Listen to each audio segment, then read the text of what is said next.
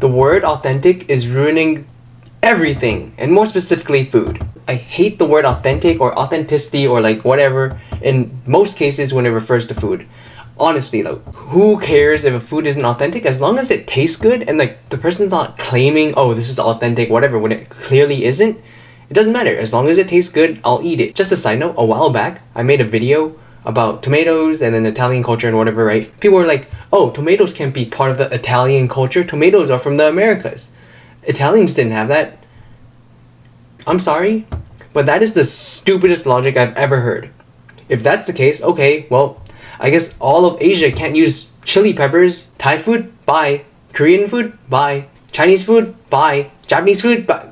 Just kidding. Japanese spicy is pathetic.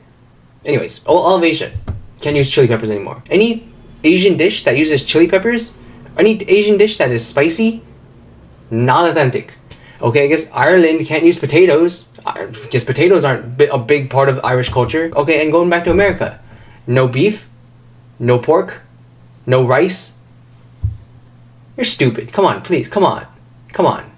That's the stupidest logic I've ever heard. You can't just say like, oh, an ingredient can be an integral part of a culture just because that ingredient doesn't grow or isn't native to that location. Okay, now that I've settled that, let's talk about foods that are just imitations or copies of another culture's food, right?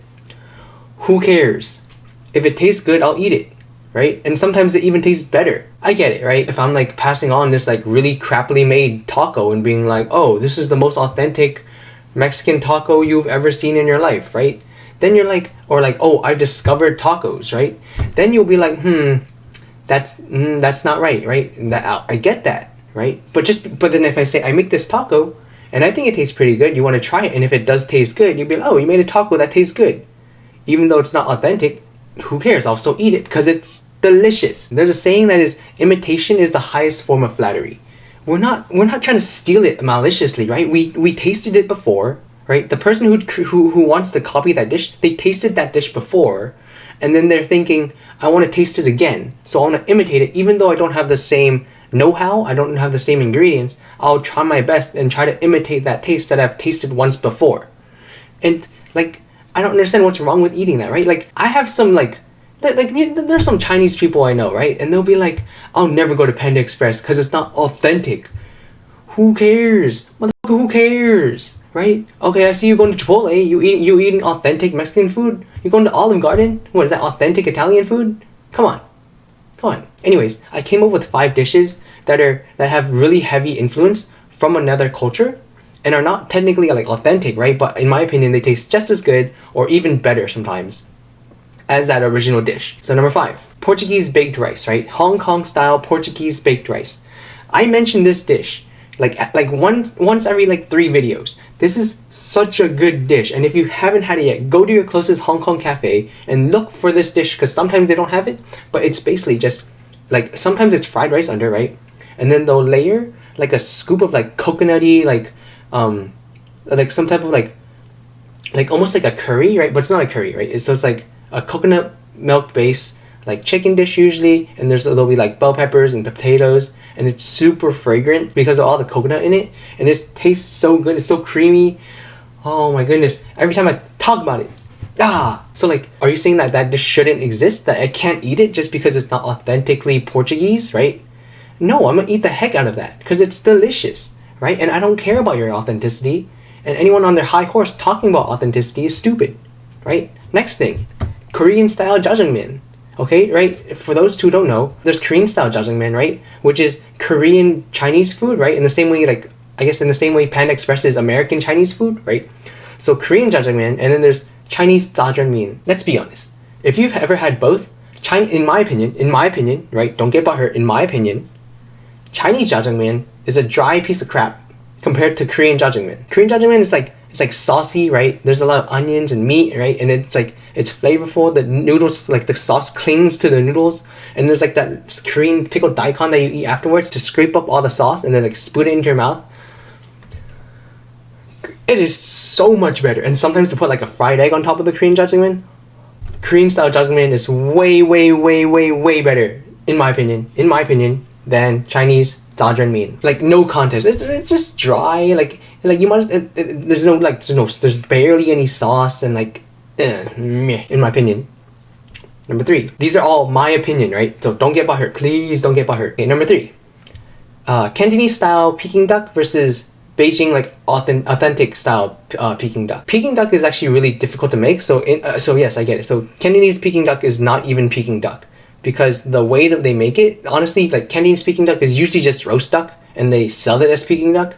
Whereas Beijing Peking duck, like the process of making it is so much more difficult. Like like the cooking, it involves like some like days of resting. You need to have a vacuum to like separate the skin from the fat, all this stuff, right?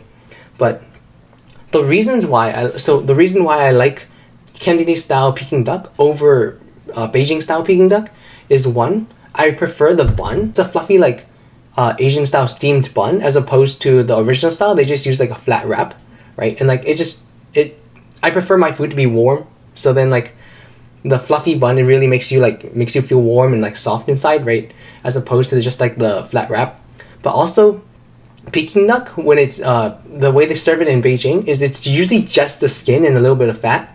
Whereas in when they use the roast duck in Cantonese restaurants, they'll include like a layer of meat in it, right? So like you're not just eating skin and skin, or you're not just eating like wrap and skin. You're eating like bread and some type of meat, so it becomes like a little taco or like sandwich almost, as opposed to just like a really thin wrap.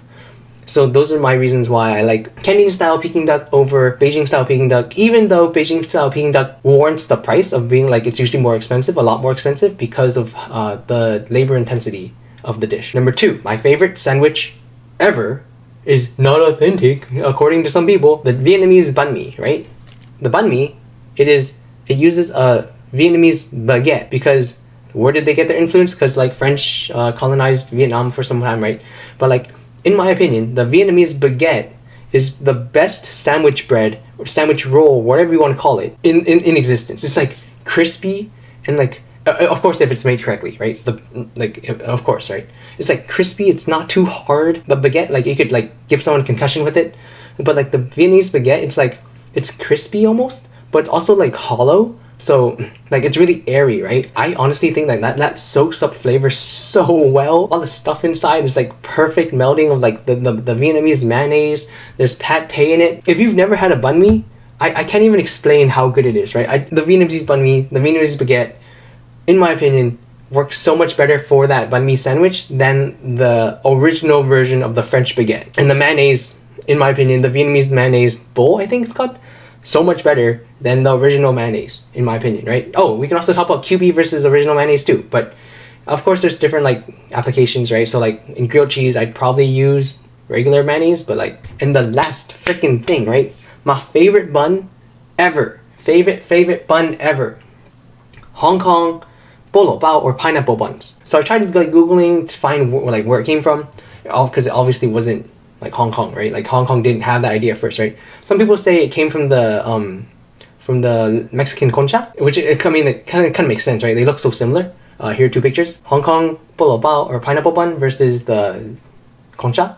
And in my opinion, the pineapple bun is just so much better, right? So like, I get it that like conchas are supposed to be eaten with like hot chocolate or like coffee, right? And you dip it, right? But I want my breads to be really, really soft, and I feel like the concha is more of like a cookie or like a shortbread, as opposed to the bolo bao or as opposed to the pineapple bun, which is like, it's super, like it's supposed to be super soft and like it has like crispy top, like as if it was like a what's it called, a choux pastry, right? Choux au craquelin. It's almost like a choux au craquelin actually, but but instead of being like a choux pastry, it's actually just a bread. It's so soft and fluffy, and oh my goodness, there's a place, I have a video, I'll link it here somewhere, but like in Oakland, Chinatown, that makes the best freaking pineapple buns ever, and it's still relatively cheap.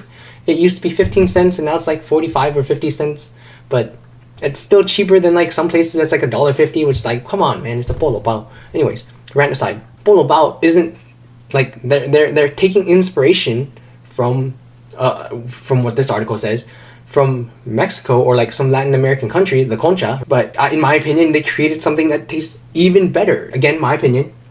And if you haven't had a bolo bao, just please try it. It's so good. So good.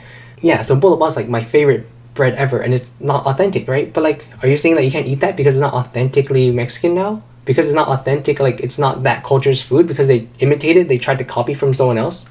You can't say that. No, come on. So I just listed 5 things that I think are freaking delicious that are not authentic, right? That where they imitated, they got inspiration from somewhere else, and then they either improved upon it or like changed it in a way that made it different, but it's still good. It's not authentic, but it still tastes delicious, right? So that's why I'm not saying that like authenticity is bad, but I'm just saying like people throw that around as if like they're just on their high horse saying like, oh, I'm not gonna eat this because it's below me to eat this type of food, right? To eat non-authentic food. It tastes delicious. Just eat it because it tastes good, right? I mean, like, whatever, right? Imitation is the highest form of flattery. Eat it and being like, yeah, my culture was the inspiration to make this food so delicious, right? Like, for example, I mean, I don't know, like, if there was like someone that's like if there was some like Italian person that was like unwilling to try like, I don't know, like Chicago deep dish or something, I mean, like, at least try it once, and if you don't like it or you prefer yours more, which is often the case, but like you tried it and it's like, oh, it's a variation, and like they got some type of inspiration from your food, right? Or like, yeah, or you like Filipinos, right, with their spaghetti, right? I mean, yeah, they got inspiration from Italian spaghetti, right? But like, who's to say one's better, right? Some people might like the Filipino spaghetti more. Some people might like the Italian spaghetti more, right? They're just 2 different flavors, 2 different cultures with 2 different like different sets of ingredients, different like flavor profiles. But like, who cares, right? As long as they're not like completely like bashing your culture or whatever, they can use whatever ingredients they want. Authenticity is like, stop claiming authenticity. Who cares? That's it. Have a good day. Please eat a bolo bao. Please eat a banh mi, and please eat Korean jjajangmyeon. Like, it's so good. So good. Bye bye.